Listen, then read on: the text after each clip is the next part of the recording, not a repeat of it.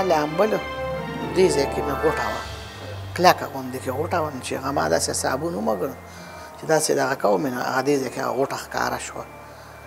زما په لاس ولګېده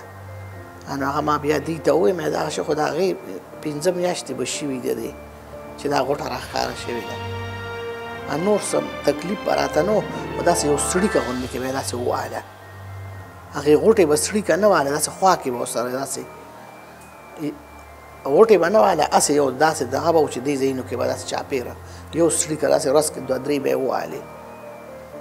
او نور څه دغه نو څه دروند دروند دا طرف به مې څه دروند دروند غوندې کې و چې څنګه پته ولګېده بیا زه لاړم هلته هسپتال ته هغوی راته بیا دغه وکړه چې پېښور ته لاړه شه بس اخکه شانتې ده اخکه ده ډاکټر ته خو بس چې زه لاړم ما سمه خبره ټوله ورته دکه وکړل بس دغه به ورته ووایو چې بس د ځان دغه وکړې زمونږ په ټول زما د ترور د لور هم دا بیماري وه د ماما د لور مې هم وه او بس اوس په ما باندې هم دا شی راغی نو داسې وي لوڼو ته هم لږ یې دغه کېږي نو چې هغوی دغه وکړي نو ښه وي